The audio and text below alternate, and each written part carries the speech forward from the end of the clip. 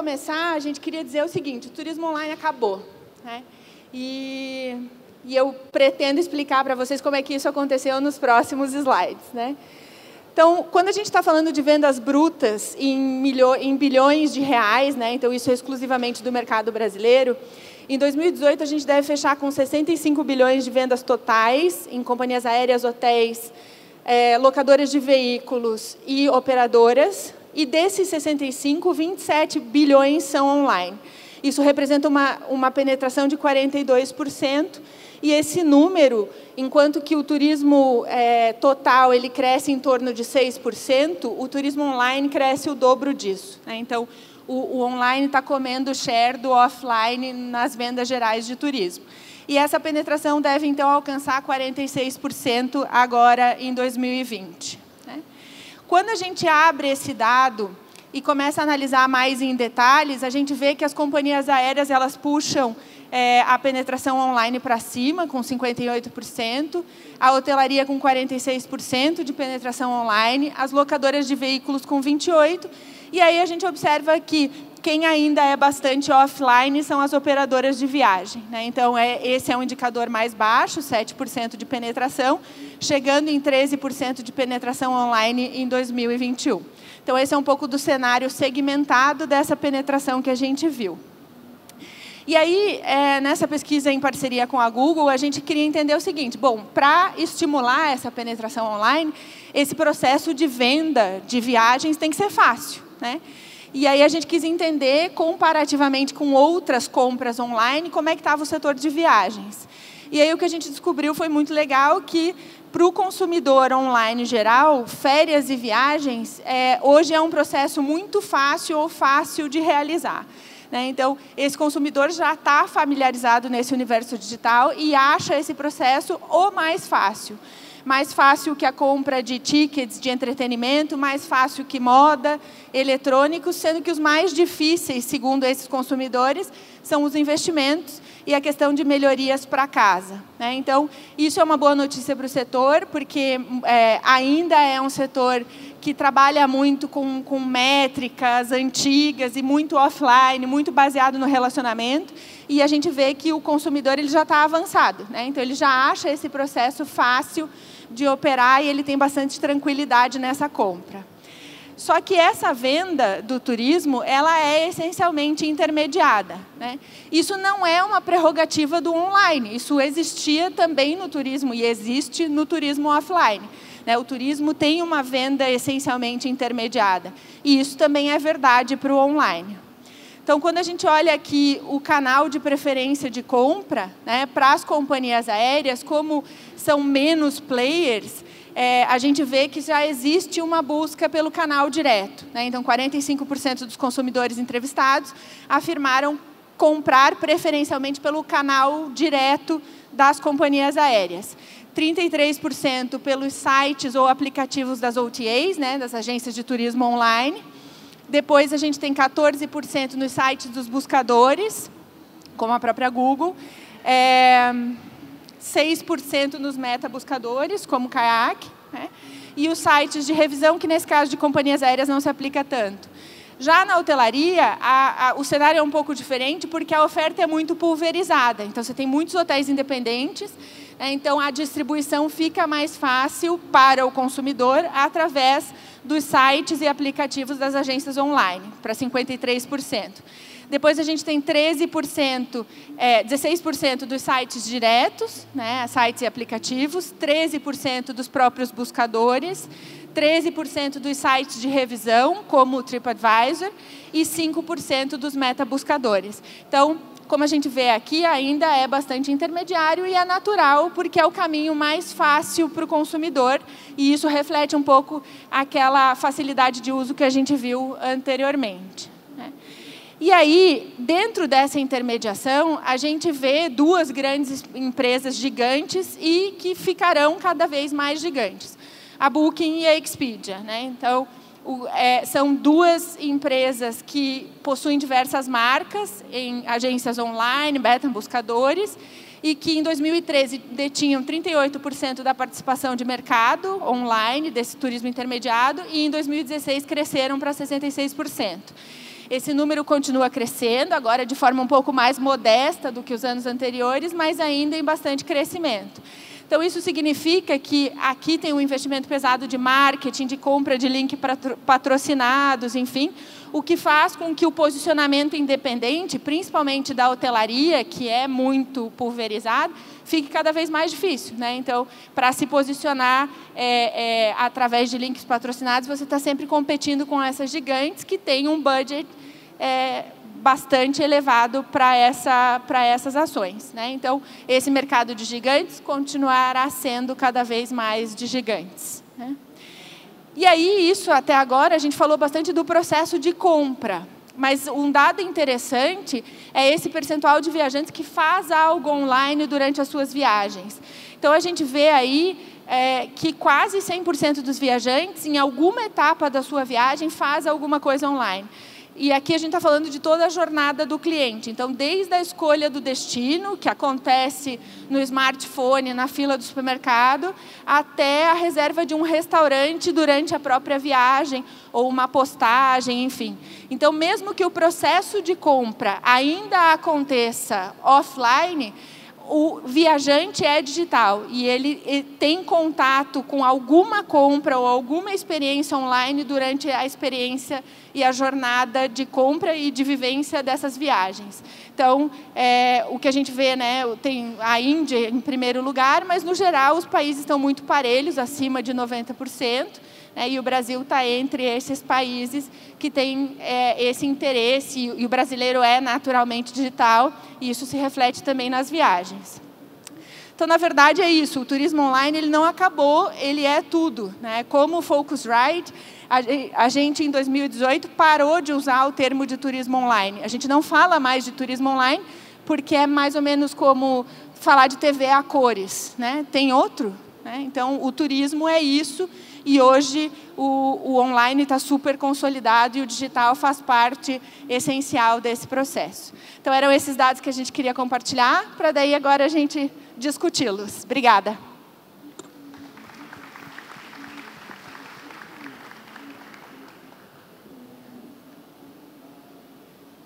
Carolina, é interessante, eu vou tomar só boa tarde. É muito bacana voltar no Fórum E-Commerce Brasil. Já faz alguns anos que eu acompanho e eu me lembro que realmente sempre foi uma demanda. A gente não vai discutir o turismo também é online, o turismo também tem essa representatividade no mercado online brasileiro, mas ele veio crescendo, né? Então, cada vez mais espaço. Obrigado, que interessante ter esses números. Quando eu vi o primeiro slide da sua apresentação, o turismo online acabou, eu acho que a gente vem se desenvolvendo, né, de forma muito forte e cada vez mais assumindo esse espaço que realmente não era debatido ou discutido dentro de toda a indústria do e-commerce aqui brasileiro. Então, é bacana a gente estar nesse fórum falando sobre o turismo.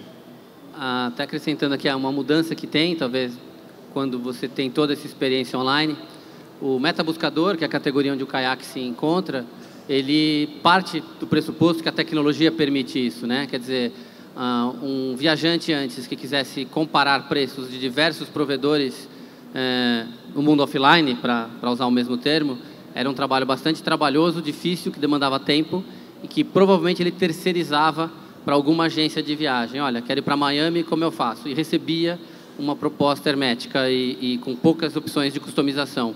Hoje, ele usa um metabuscador como o Kayak, ou vai direto no site da Gol, etc., e já chega no momento de decisão de compra muito mais preparado do que antigamente. Isso foi potencializado pela tecnologia, ou seja, o metabuscador, nesse sentido, ele empodera o consumidor, né?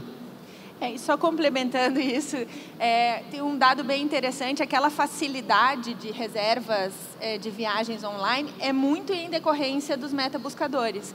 Porque antes, o cliente típico ele visitava 13, 14 sites para fazer um início de previsão de viagem. E agora, com o metabuscador, ele reduz muito. E um outro ponto é que a gente tem o dado ali de metabuscadores de 5%, 6%, mas tem muito cliente que confunde o metabuscador com o OTA. Então, na resposta, isso pode ter acontecido de... Só para pegar esse gancho, o OTA, para quem não sabe, é Online Travel Agency, né? Então, são agências online na qual você compra a sua viagem. E isso é comum, um dos nossos desafios é divulgar o que é o Metabuscador, para que não haja essa confusão. Basicamente, é simples de entender. Metabuscador compara, não vende. Eu vou linkar você para você ir comprar na Gol ou numa OTA. Então, bom saber que a facilidade é percebida, e acho que o Travel, nesse sentido, ao contrário da maior parte dos expositores desse evento, não tem que lidar com frete. A gente vende um produto de alto poder aquisitivo, de alto ticket, né, médio, e que não precisa lidar com frete. Então, acho que é uma vantagem que ajuda no item facilidade. Eu vou propor algumas questões aqui, até para a gente avançar com algumas perguntas que eu quero abrir para o público, que a ideia é que o painel aconteça aqui nos interesses de vocês, mas eu tenho uma pergunta exatamente relacionada a essa questão do frete. Para quem vende produto hoje, primeiro que o e-commerce, na nossa visão, como e-commerce Brasil, ele não é um segmento, ele é mais uma forma de atender o cliente. Então, a gente coloca o consumidor no centro e ele está rodeado de redes sociais, de varejo físico e também do e-commerce, que torna isso o canal unificado. Quais as variáveis, tirando o preço, obviamente, aqui nós também temos um problema de preço, mas quais outros parâmetros que ele leva em conta, esse consumidor, além do preço, para ser o fator decisivo de determinada companhia ou determinada escolha de destino? Quais são os outros fatores? É uma pergunta interessante, porque na companhia aérea, né, falando especificamente da Gol, a gente vê que o cliente tem necessidades dependendo do momento e daquele razão específica da sua viagem. Quando você está no momento corporativo de sua vida, são outras negociações, outros canais e outros parceiros que fazem a comercialização.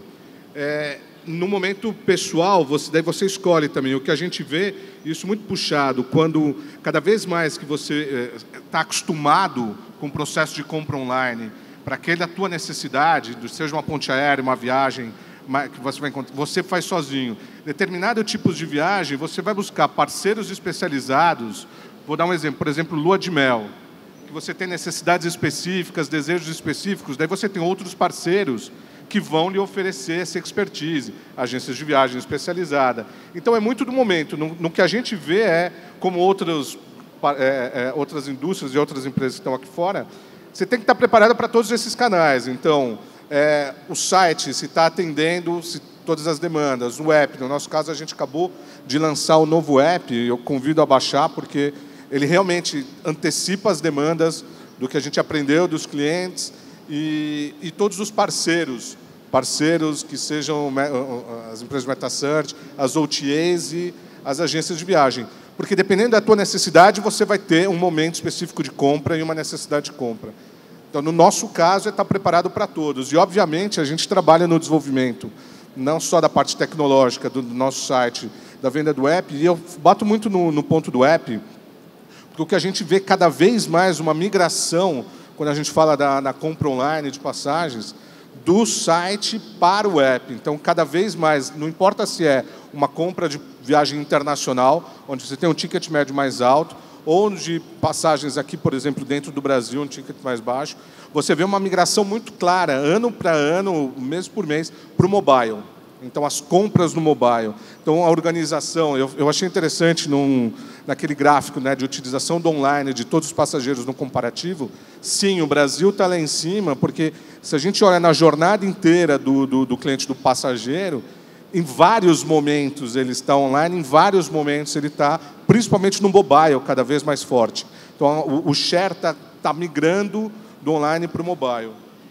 Além do preço, né, você perguntou o que é importante. Eu acho que todos nós colocamos o usuário no centro, porque o que é bom para um não necessariamente é bom para o outro. A gente fala de comparador, a primeira coisa que vem à mente é preço.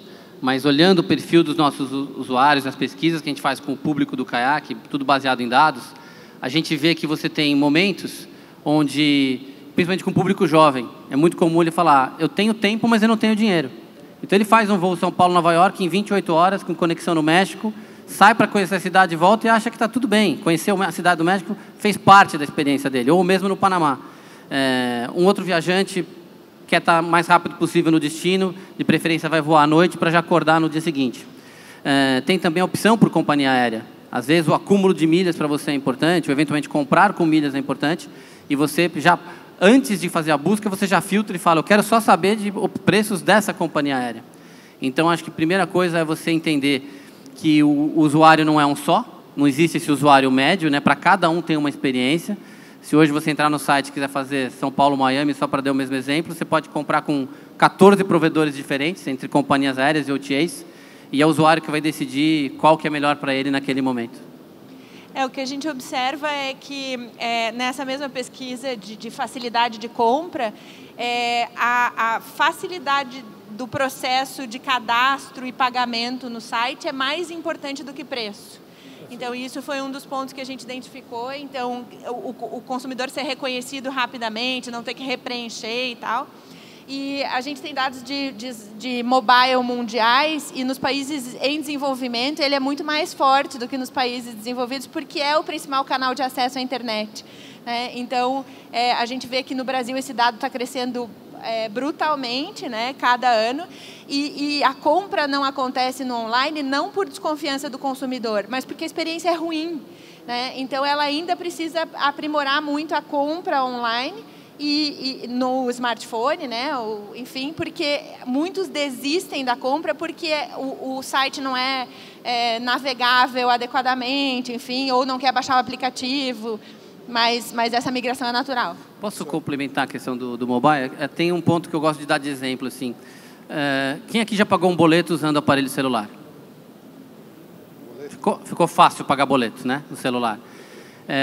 Está disponível faz algum tempo. Quem aqui fez a declaração de imposto de renda pelo celular?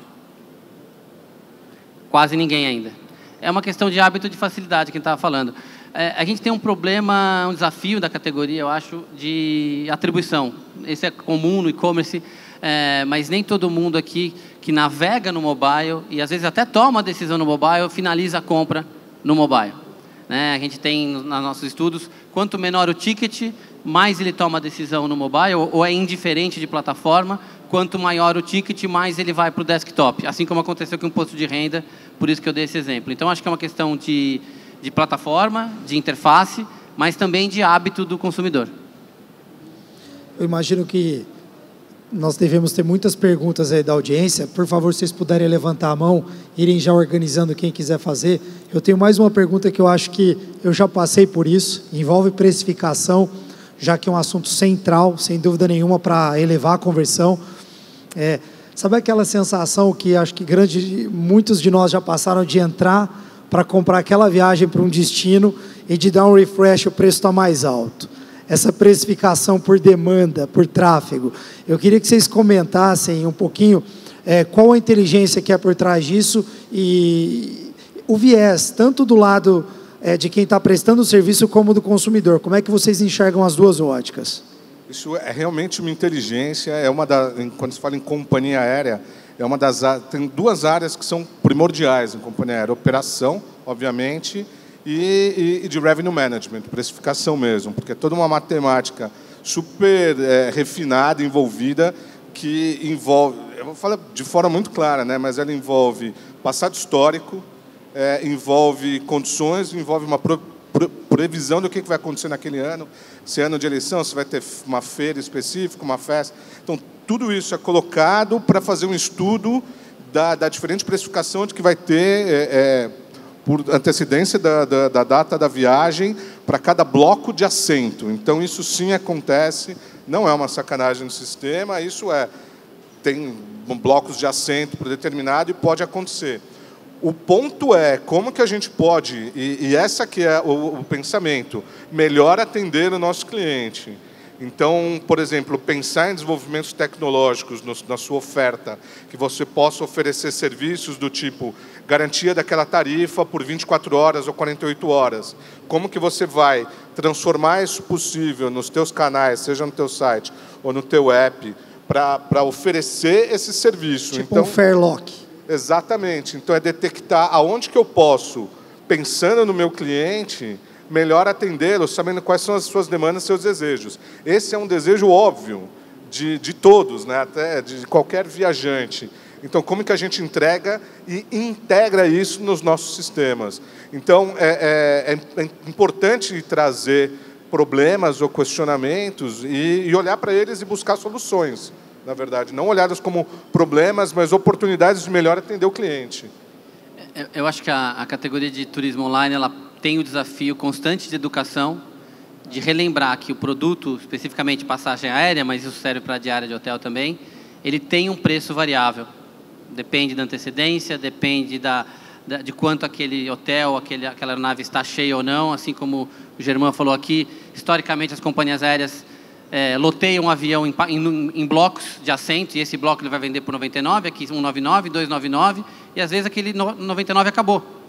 Agora, só existe aquele bloco de 99 porque existe um bloco que paga 1.899 na véspera para uma viagem de negócios inesperada, que permite a companhia aérea fazer essa gestão de receita, e ao mesmo tempo que tem o viajante corporativo pagando um ticket flexível, muito mais caro, o viajante aproveita uma oportunidade e pode viajar mais barato. Então, acho que a primeira coisa é a gente lembrar que o preço pode variar. E a gente só lembra quando varia para mais e fica bravo porque não pegou o melhor preço, né? Ninguém lembra quando variou para baixo e falou, nossa, acha que é uma obrigação. Isso faz parte do comportamento do consumidor. Utilidade pública agora, dadas as nossas pesquisas, viagens internacionais, para você ter um bom preço, pesquise com 6 meses de antecedência e tende a fazer a sua compra 3 a 4 meses antes. Viagens nacionais, 3 a 4 semanas antes. Isso você, na média, comparando os preços, você vai conseguir um preço mais perto da média, não vai ser o mais barato, mas também não vai ser o mais caro. Então, dando essa dica aqui para a audiência. Excelente, Edu. Alguém tem alguma pergunta? Levanta a mão para a gente percorrer o microfone. Alô, alô. Oi, foi. Meu nome é Ciro. A minha pergunta é para a Carol. Tá aqui, no fundo.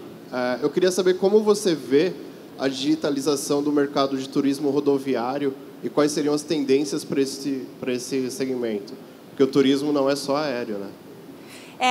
A gente está, inclusive, incluindo o segmento rodoviário nas pesquisas para os próximos anos, porque ele cresceu significativamente. Também é uma oferta altamente pulverizada e que dá muito trabalho para o consumidor até a existência de metabuscadores e de agências específicas de turismo rodoviário. Então, a gente vê esse movimento crescente. O Brasil, essencialmente, ainda viaja muito de rodoviário. Então, isso vai acontecer e essa digitalização é natural. A gente deve incluir esses dados nos próximos anos porque ele passa a ser cada vez mais representativo. Mas é isso, nós somos digitais, não voltaremos a ser analógicos, não tem por que o turismo rodoviário também não ser. Se me permite alguns comentários aqui sobre o turismo rodoviário. Quando a gente fala de crescimento do mercado de metabuscador em travel no Brasil, eu gosto de usar uns dados da Comscore, que é um ranking de sites de internet. Na categoria travel, eles listam 300 sites. Tem pelo menos uns 10 metabuscadores de rodoviário, de ônibus. Tá? Acho que é uma categoria que está crescendo bastante. É curioso, quando eu fiz o INSPER, tinha um colega meu que ia fazer uma tese que ele acabou desistindo, que era uma jornada ponto a ponto, integrando avião, ônibus, ou Uber ou táxi, e entender o custo total da jornada. E eu acho que faz parte, sim, a gente que trabalha com o turismo online, entender que a experiência do usuário não começa e termina no aeroporto. Né? Ele tem, até para o aeroporto, ele tem que chegar até o aeroporto e depois chegar no seu destino, no hotel, por exemplo. Mais uma pergunta lá? Oi, meu nome é Daniela. E a pergunta que eu quero fazer ela é mais relacionada à hotelaria. A gente tem hoje a questão da paridade tarifária, que cresceu e migrou agora para o nosso site próprio com as OTAs. Que sugestões vocês dariam para que a gente consiga crescer essa venda no nosso site, sendo que as OTAs têm um investimento muito maior em Google e tudo mais, e a gente não pode ter um valor diferente. Nós temos que trabalhar com o mesmo preço.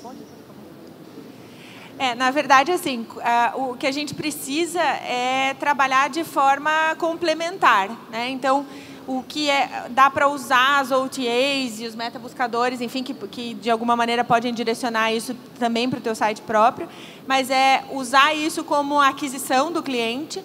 E aí, uma vez ele fidelizado e se hospedando, você pode facilitar este processo com o teu site próprio, mas para um awareness da tua propriedade e o primeiro contato com o cliente, é inteligente usar esses canais intermediários e usufruir dessa força de distribuição que eles têm.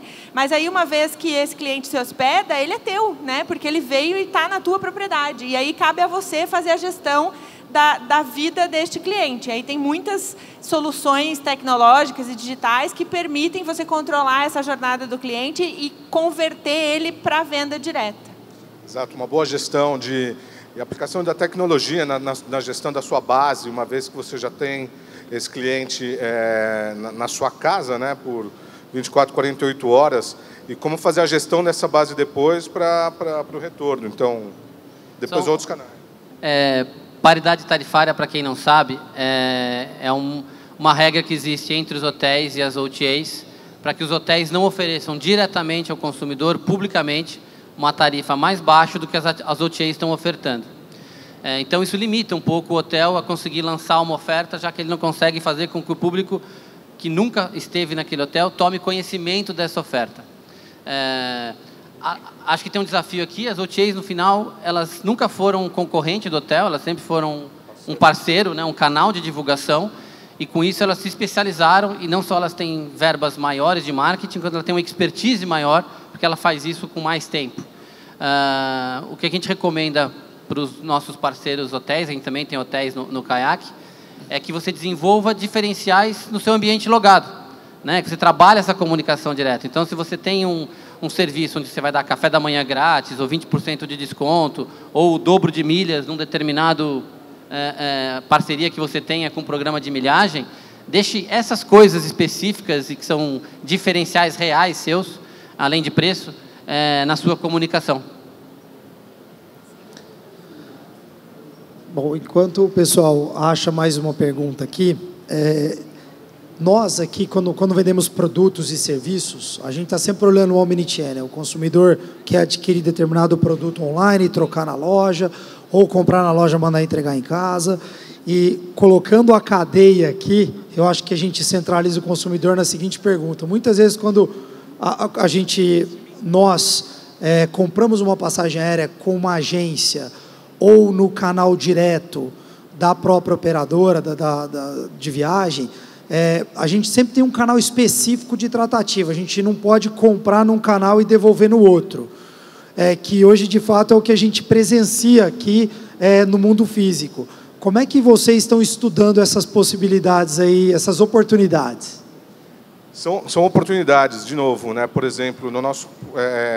ou até no programa de milhagem e depois na companhia aérea, são diferentes canais. Então, é primeiro olhar para os seus próprios canais e parceiros e como fazer essa integração, que é faseada, demanda investimento, mas, de novo, é um retorno, é um olhar para o cliente, é tê-lo no centro do porquê você está lá, e preparar, por exemplo, esses casos específicos, quando acontece muito no aeroporto, naquele momento da viagem, viajar é algo que te tira da zona de conforto, né? Então, momentos que você já está ali apreensivo, porque você não está no controle daquilo. Então, como integrar e olhar, sim, são problemas que têm que ser endereçados e têm que ser ajustados, passo a passo, porque como fazê-los, no nosso caso específico, agora a gente vem olhando muito na integração, no caso de Go e Smiles, cada vez maior essa integração do serviço que a gente oferece para os nossos clientes, para resolver e para oferecer também a melhor oferta para eles.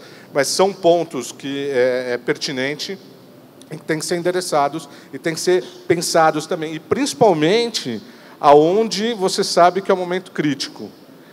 Dentro da nossa jornada, a gente sabe que é no momento do aeroporto. Então, como começar endereçando por ali, para depois escalar. E acho que tu tem o ônus e o bônus, né? Ao mesmo tempo que a gente deu para o consumidor a possibilidade dele controlar, planejar a sua viagem online, na sequência, a responsabilidade de controlar e planejar a viagem também é dele. Então, a gente tem pessoas com mais facilidade de gerenciar todos os seus e-tickets, reservas, confirmações. A gente tem uma questão de ansiedade muito grande. Eu falei que a gente não tem o frete na categoria de travel, mas o momento da compra online gera muita ansiedade. E aí, falando quem vende de fato online aqui, a Go, faz um trabalho de educação muito grande. Quando você sabe hoje, por pesquisa, que a pessoa compra uma viagem internacional com 2, 3 meses de antecedência e vai comprar o seguro viagem 3 dias antes. A Gol tenta te avisar para você comprar antes, colocando a opção de comprar o seguro viagem no carrinho de compra. Para muita gente isso é uma confusão. Clica em cima, clica embaixo, continuar. Né? Às vezes talvez até perca a venda por conta desses adicionais eventuais que estão ali para te ajudar. Ah, vai para Fortaleza, quer alugar um carro também? Já fez seguro viagem? Você fala, não, me dá meu ticket. E se você recebe a cobrança no cartão de crédito no SMS antes de receber o e-ticket da companhia aérea, você tem momentos de tensão. Assim, a pessoa, às vezes, várias vezes, manda e-mail para o Kayak, reclama, fala, comprei e não recebi a reserva. Aí você começa a tratar o assunto, dá 4 horas, não, agora recebi, tudo bem.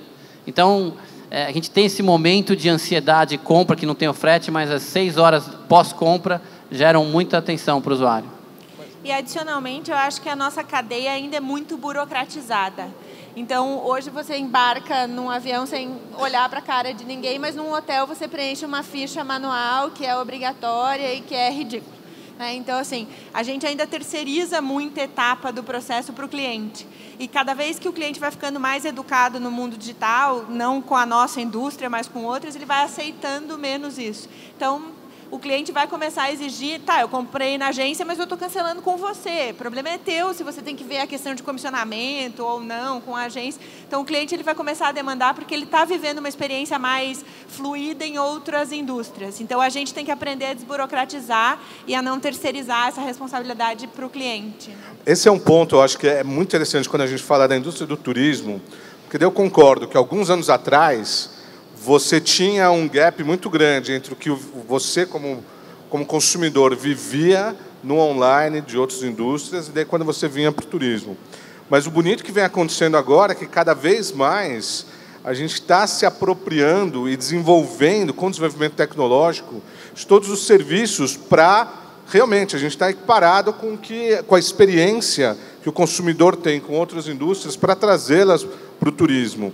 Tem diferente, dependendo hotelaria ou companhia aérea ou atrações, é diferente, mas cada vez mais trazer inteligência artificial, montar uma estrutura de personalização para você saber, porque a gente tem os dados, né? Agora, o que fazer com esses dados? Então, aplicar a inteligência artificial para oferecer o serviço necessário no momento certo, como você falou, é no momento da compra da passagem onde eu vou vender seguro? Não especificamente. Então, aonde vender, qual momento e qual oferta que seja seguro com os parceiros ou até os produtos ancillaries que tem na própria companhia aérea. Então, trazer o desenvolvimento tecnológico para dentro da indústria é algo muito interessante e a gente está vivendo agora. Eu concordo que, alguns anos atrás, tinha uma distância entre a indústria do turismo e outras desenvolvimento do online, né, de outras indústrias, mas agora, cada vez mais, e cada vez mais rápido, a gente vai ver a aplicação e uma melhora do serviço dentro da nossa indústria também. Tinha uma pergunta aqui. Tudo bem? Meu nome é Kathleen. Eu tenho uma pergunta para o German. Pensando no momento que o Brasil está vivendo, a Gol continua investindo. Essa preocupação é em relação à usabilidade, conquistar o cliente? Por que a Gol criou a Gol Labs, por exemplo? Ela criou justamente não para olhar agora, né? Para olhar a permanência e a sustentabilidade da empresa nos próximos anos. Tem um ponto específico da Gol que é no seu DNA ser tecnológica e inovadora. Ela foi criada desta forma, né? Então, mudando a forma com que o brasileiro voava e mudando a forma que o brasileiro comprava passagem também.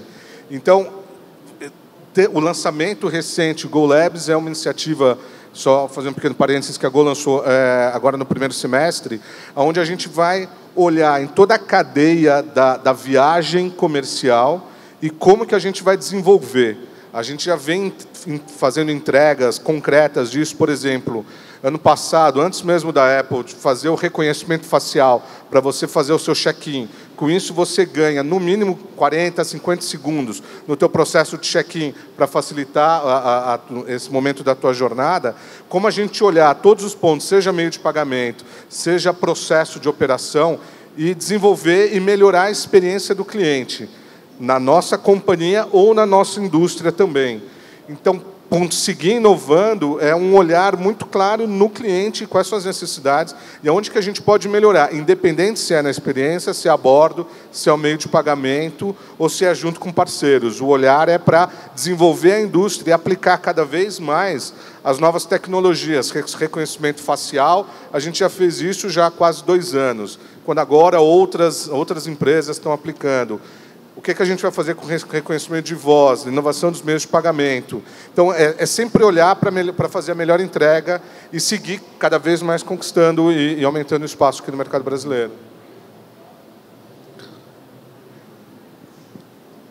Tudo bem, Eduardo? Eu queria perguntar para você, trabalho no hotel urbano, e o seguinte, na área de MetaSearch, o que você pensa assim? Você pensa que o MetaSearch tem que ser algo rentável ou ainda tem muito espaço para ser escalado em detrimento ao ROI? Não olhar tanto para o ROI, mas olhar para o MetaSearch ser mais escalável. O que você pensa sobre o assunto?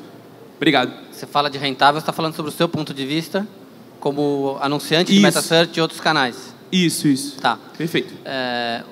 O MetaSearch, Metabuscador, ainda é algo novo no mercado brasileiro. Eu acho que ele está sendo cada vez mais difundido e você tem que pensar o MetaSearch como um canal de descoberta, um canal que vai compor o seu mix.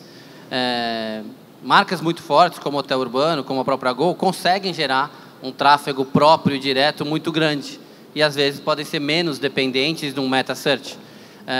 Mas a função do MetaSearch, ela vai além da descoberta, ela vai trazer para o usuário a possibilidade de, naquele momento, comparar os preços de um determinado produto ou serviço de travel.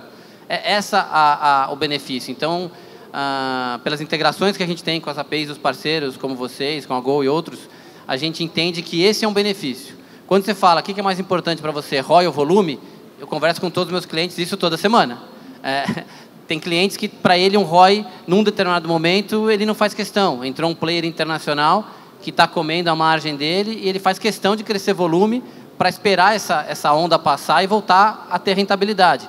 Em outros segmentos, você vai, empresas mais consolidadas, eventualmente até a Gol em algumas rotas, ela fala, não, nessa rota eu sou líder, não vou abrir mão de margem.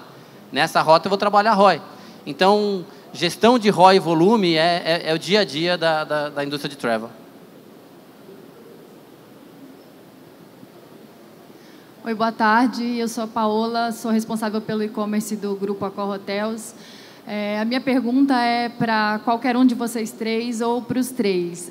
Queria saber de vocês com relação à principal tendência para o turismo digital em 2019. O que vocês acham que seria a principal tendência? O que vai acontecer ainda que a gente precisa ficar de olho agora? Eu acho que a aplicação... A aplicação imediata, e quando eu falo que está muito rápido, né? Eu estive no South by Southwest agora, no começo do ano, em março, e que falavam, né? Reconhecimento por voz, personalização de todos os serviços que se oferece, aplicação da inteligência artificial na parte do serviço e junto do processo personalizado. Isso já está sendo aplicado agora. Você pode, como cliente, né? Ele vai começar a ver momentos dessa aplicação entregue na nossa indústria, mas está vindo muito rápido isso que a gente vê. Então, no meu ponto de vista, é uma migração muito forte para o mobile, do processo de compra vindo para o mobile, personalização das ofertas que a gente tem. Eu te conheço, você, por exemplo, no Grupo Accor, você também conhece os seus hóspedes. Então, como trabalhar a gestão disso e oferecer o que a gente sabe que aquele cliente precisa no momento que a gente sabe que ele precisa daquilo que ele vai converter com mais facilidade. E a aplicação da inteligência artificial na parte dos serviços, é óbvio que no servicing que a gente oferece, nos canais de atendimento, que seja via social, que seja via atendimento, introduzir essa tecnologia para melhorar a qualidade do atendimento que a gente oferece, a rapidez do que a gente oferece. São tendências que já estão sendo aplicadas aqui e no nosso mercado também. Eu concordo bastante com o German a personalização. Então, a gente finalmente entender a compra e o processo de aquisição digital para aquele indivíduo com as suas preferências. Então, aplicar o tal Big Data que a gente fala tanto, mas a gente ainda usa pouco. Então, personalizar essa oferta e tratar aquele cara como um indivíduo. bastante coisa de voz, dos assistentes de voz. A gente tem visto, principalmente nos Estados Unidos, um crescimento grande das reservas via assistente de voz. A gente ainda tem uma curva um pouco mais lenta em relação a isso. E para cá, principalmente, a consolidação dos aplicativos de mensagem como canal de venda. Né? Então, fazer reserva mesmo de hotel via WhatsApp e esse processo ser fácil. Se me permite só um comentário, a questão da personalização, às vezes, ela não é tão só digital. Aliás, dando até parabéns para a Core. Ontem eu vi um post de uma pessoa no LinkedIn elogiando um dos hotéis de vocês, porque ela avisou na reserva que ela era celíaca, né? Tem alergia a glúten, e aí ela recebeu um e-mail do hotel falando, olha, já compramos esses produtos sem glúten para você, eles estão na cozinha. Quando você chegar, na hora do seu café da manhã, avise que você é hóspede tal, que eles vão preparar o café da manhã só para você, com produtos sem glúten. Mas, ao mesmo tempo, a gente tem problemas dia a dia de hotel, que o WhatsApp, concierge para o WhatsApp é uma coisa maravilhosa, que se você está na 20º andar do hotel, seu cartão não funciona, você tem que descer até a recepção para trocar o seu cartão, porque não tem outra maneira de avisar alguém naquele momento que você está com um cartão que não funciona. Então, a personalização, só lembrar que ela não é só no meio online, mas na experiência, de fato, offline do usuário. A gente está curioso, porque é um tema que interessa a todos, mas a gente tem uma última pergunta para podermos cumprir a agenda aqui. Então, a gente vai encerrar após essa pergunta. Boa tarde. A minha pergunta ela é basicamente pensando em futuro. A gente vê que o mercado de fidelização no Brasil está crescendo muito. E, claro, a primeira opção de resgate para todo mundo que tem ponto no cartão de crédito, enfim, é para viagem, turismo e entretenimento. Existe alguma preparação? Claro, as companhias aéreas estão muito bem munidas com programas de fidelidade, mas quanto aos metabuscadores e OTAs, como que vocês estão se preparando para atender esse mercado, tanto de fidelização quanto moedas digitais, que é uma tendência grande de mercado? Quer falar? Como você falou, metabuscador no final, eu vou tentar responder. Estão falando de milhas ou pontos aqui. Eu acho que tem algo que o usuário adora viajar com milhas, o usuário adora viajar com pontos. Ele tem a sensação que ele ganhou aquilo, porque isso ele recebeu no passado em alguma transação, ou porque voou mais, ou porque gastou mais no cartão de crédito. Acho que isso é uma tendência, vai continuar. O que a gente tem de desafio aqui é que milhas, ao contrário de reais, não são moedas comparáveis. Então, você tem uma experiência que, se eu simplesmente chegar e falar São Paulo-Rio, aqui são 30 mil milhas, aqui são 45 mil pontos, e aqui são 80 mil verdinhas, você vai perguntar, tá bom, mas qual o câmbio, qual a taxa de milhas para pontos, para verdinhas, para você, no final, saber se vale a pena você, de fato, emitir aquela passagem com milhas ou gastar em reais mesmo. Essa é uma indústria que está crescendo muito. Acho que quanto mais dono da jornada o consumidor quiser ser, mais ele vai atrás disso. Ele vai querer saber o que acumula mais ponto, o que ele consegue trocar, se ele migra o cartão para ter 70% de bônus e assim vai. E o desafio para a indústria, eu acho que é conseguir se colocar ainda como diferencial quando todas essas estratégias, muitas vezes de banco ou de programas de pontos e milhagem, para trazer aqueles pontos, aqueles créditos para a sua bandeira, acaba potencializando e multiplicando muito o número de emissão de moeda, digamos assim, no mercado, e o usuário perde referência hoje se uma passagem para um determinado lugar, 50 mil milhas, é bom ou não. Ele perdeu essa referência porque o mercado acelerou muito nos últimos anos e algo que custava 30 mil milhas antes custa 100 mil milhas hoje. Só que era mais difícil ter 30 mil milhas antes do que ter 100 mil hoje. Então, não é só um desafio dos metabuscadores, acho que é um desafio, primeiro, de educação para o usuário, e uma vez que isso esteja mais claro, a gente conseguir transformar isso em ferramenta com tecnologia para o usuário. Gente, eu queria agradecer em nome de todos aqui, pedir uma salva de palmas para os 3 palestrantes, e queria cumprimentá-los aqui com uma lembrança e agradecê-los pela presença.